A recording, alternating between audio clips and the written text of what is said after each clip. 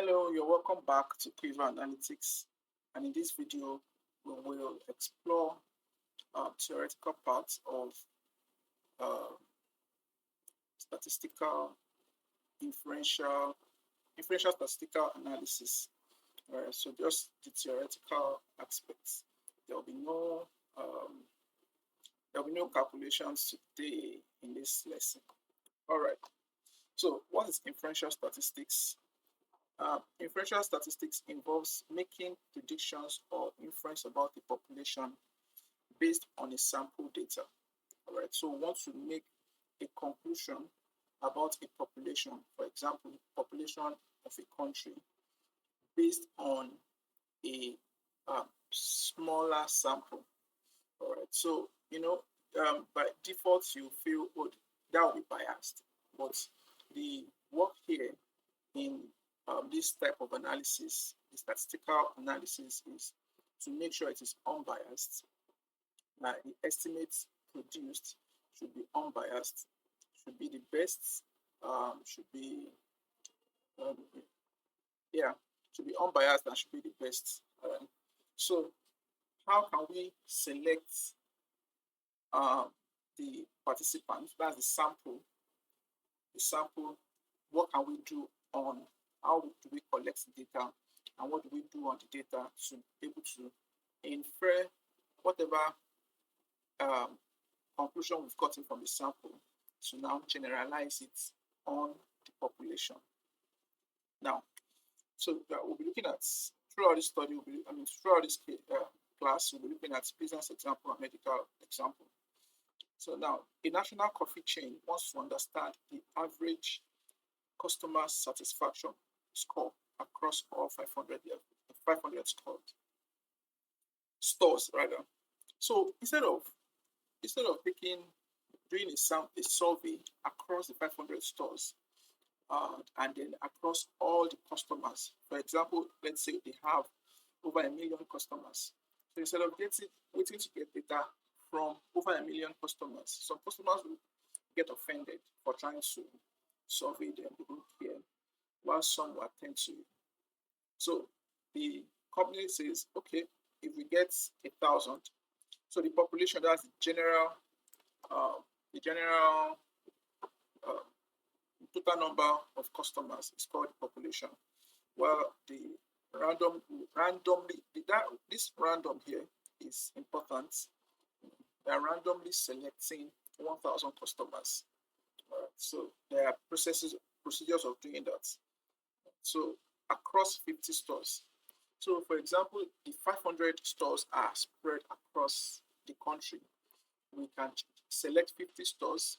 It can be randomly as well, but we can also do it systematically or in cohorts by saying we choose 10 from, if there are 5 regions in the country, 10 from region 1, 10 from region 2. So in each region, it can now be random.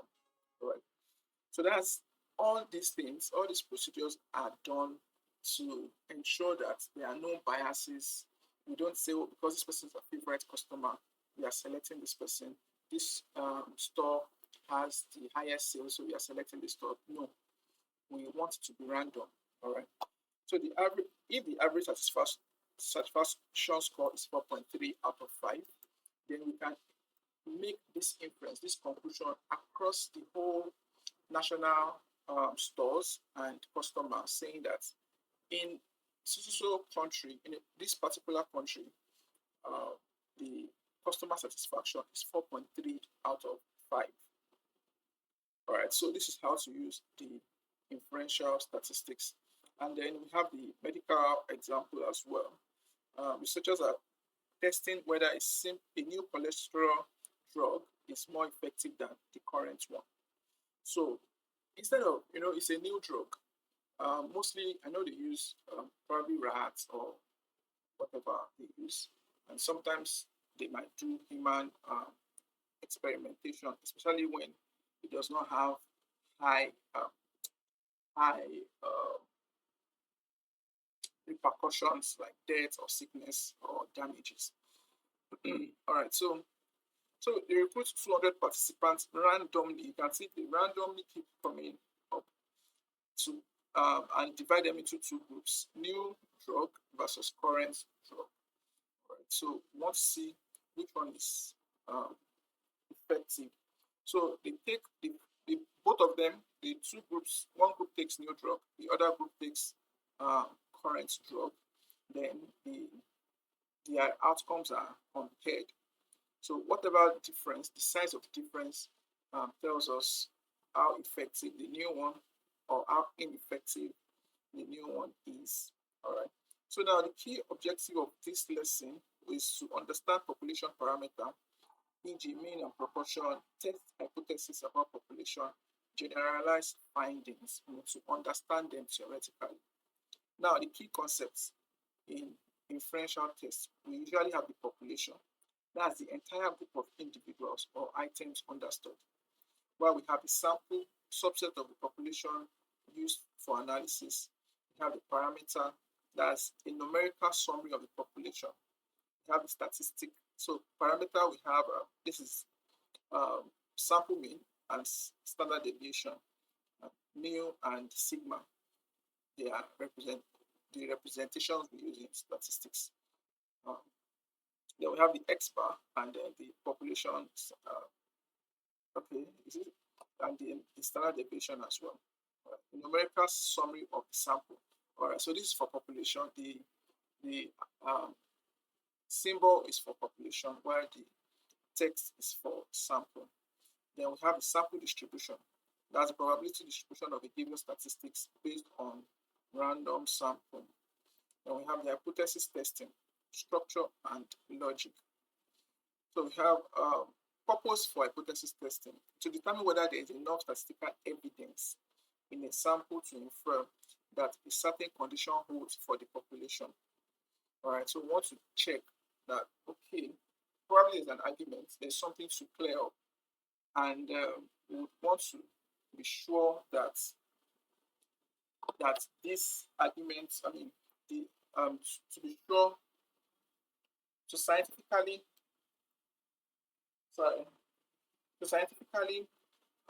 prove the argument for or against the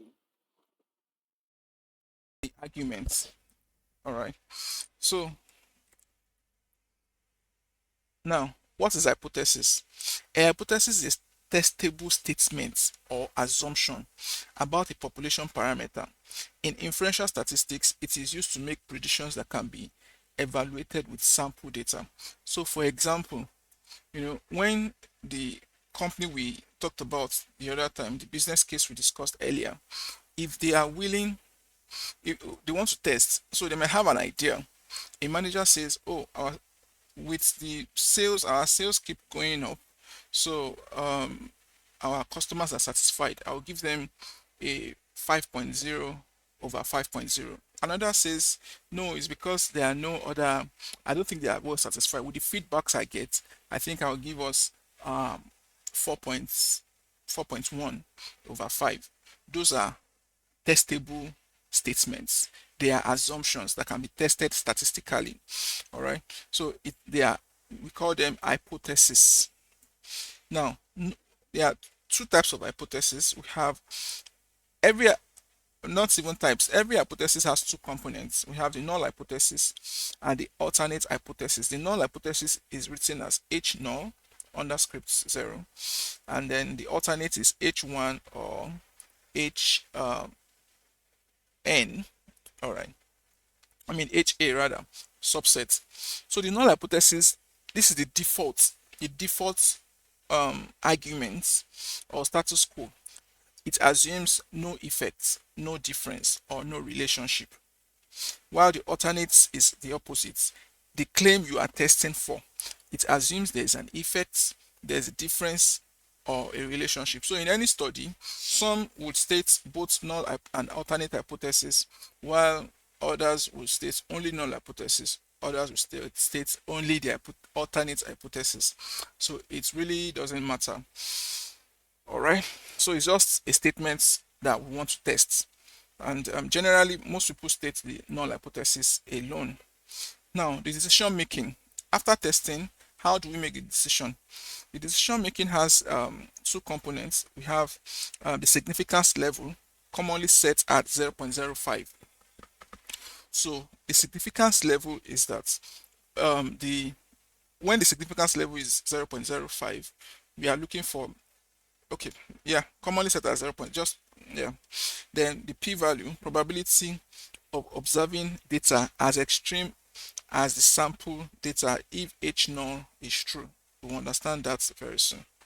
So to make the decision rule, the p-value has to be less than the significant level. So that's what I was going to say, less than the significant level.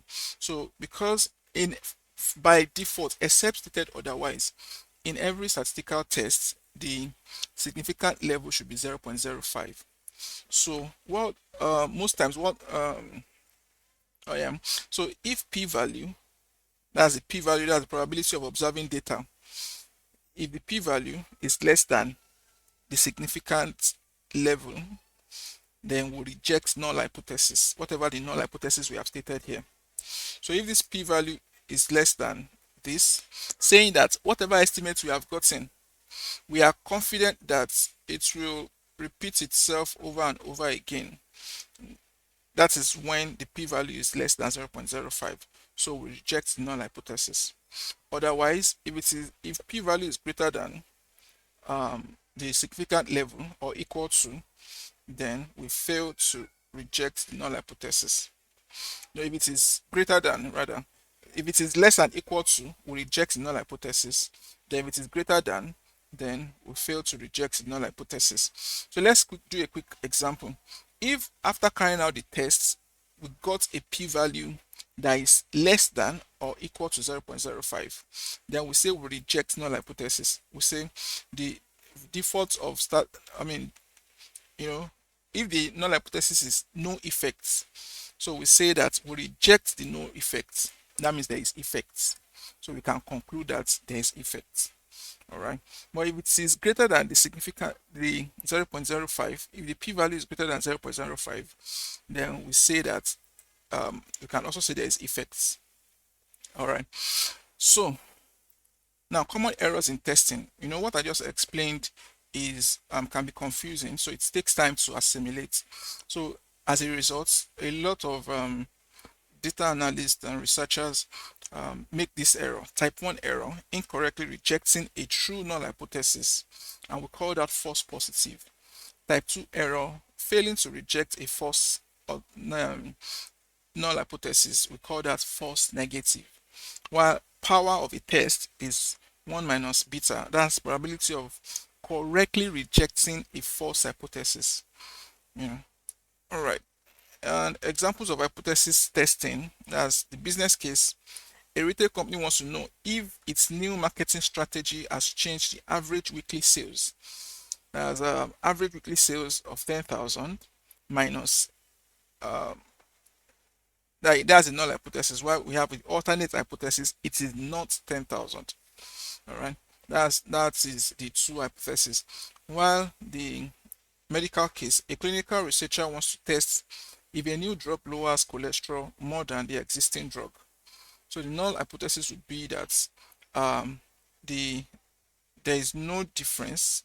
That's the old one minus the new one is less than equal to 0, while the alternate is saying the old one minus the new one is greater than 0. That means that for the alternate, we are saying that the old one is more effective than the new one, while here we are saying that the new one is more effective than the new one. All right, so how do we then carry out inferential statistical tests?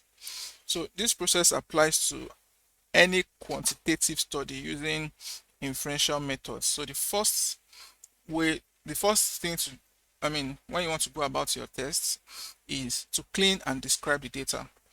Look for handle missing values, remove or correct outliers, check data types, and generate summary statistics. That's the mean, standard deviation, quartiles, frequencies, and percentages. Those are the first steps that you carry out. Then, so why do we do that? Because we want to ensure that our data is analysis ready, and want to ensure that it is quality data. All right.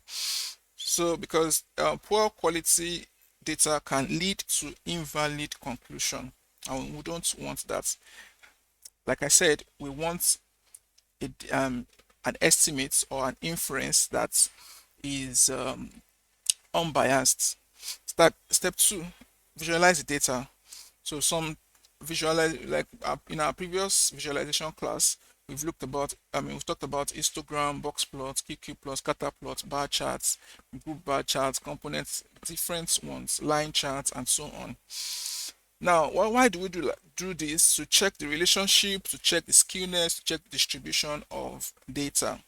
All right. Then we test for assumption. So every statistical test have their own assumption, and the most common one is the normality test. Then we have the homogeneity of variance, independence, then linearity. All right. Then data transformation if needed. So through through the visualization, you must have seen how skewed or not skewed your data is. So you would know, you try to transform it where appropriate.